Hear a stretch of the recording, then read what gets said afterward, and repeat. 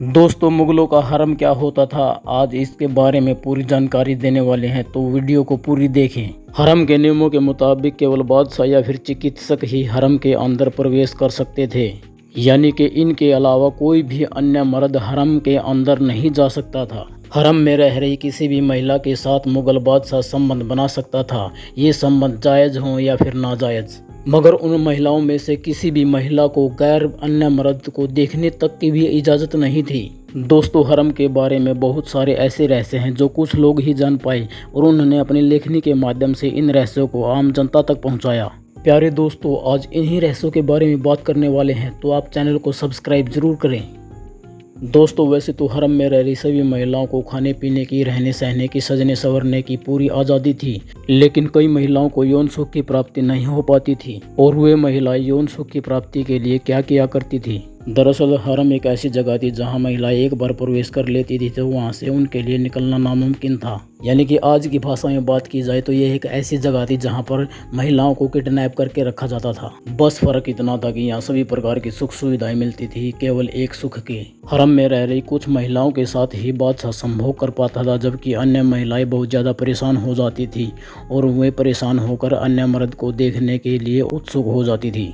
हरम के अंदर मुगल बादशाह के अलावा केवल चिकित्सक ही प्रवेश कर सकते थे, लेकिन उनके लिए भी बहुत ही ज़्यादा कड़े नियम लागू थे।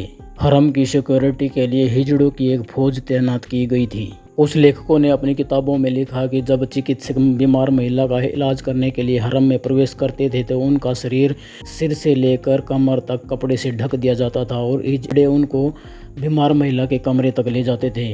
लेकिन कमरे में प्रवेश करते ही एक पर्दा होता था। पर्दे के एक तरफ तो बीमार महिला होती थी, जबकि दूसरी तरफ चिकित्सक बैठ जाता था। चिकित्सक जब महिला को चेक करने के लिए पर्दे के अंदर हाथ डालते तो बीमारी का नाटक कर रही महिला हाथ को पकड़कर चूमने लग जाती और अपने शरीर के गुप्त अंगों से स्पर्श कराती। हरम एक ऐसी अलग दुनिया थी जहां पर मुगलों की पत्नियां तथा उनके रिश्तेदार रहा करते थे। इसके अलावा यहाँ देश विदेश से अन्य धर्म संस्कृतियों की महिलाओं को लाकर रखा जाता था।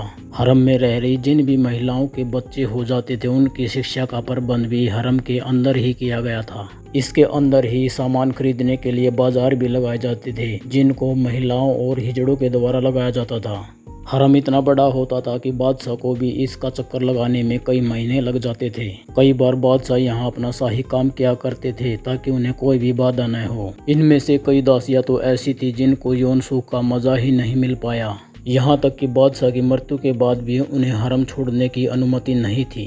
जब बादशाह की मौत हो जाती थी तो उनकी रानियों को हरम के एक अलग हिस्से में रहने के लिए भेज दिया जाता था। कहा जाता है कि बादशाह जब अपनी किसी भी पत्नी के साथ समय बिताना चाहते थे तो उसके कमरे को पूरी तरह से सजा दिया जाता था। जब बादशाह कमरे में प्रवेश करता तो वहां तैनात दासियां बादशाह के कपड़े उतारकर उसके शरीर पर चंदन और शीशम का लेप लगाकर उसके शरीर की मालिश करती थी। उनमें से कुछ दासियां शराब का सेवन कराती तो कुछ दासियां तेल की मालिश करती थी। इसी दौरान अगर बादशाह को उन दासियों में से कोई भी दासी पसंद आ जाती तो बादशाह अपनी पत्नी को छोड़कर उस दासी के साथ पूरी रात बिताता था। इससे ये समझा जा सकता है कि यदि बादशाह को हरम में मौजूद कोई महिला पसंद आ जाए तो उस महिला को यौन सुख की प्राप्ति होती थी, और जो महिला बादशाह को नहीं भाती थी उसको बिना मर्द के ही पूरी जिंदगी काटनी पड़ती थी।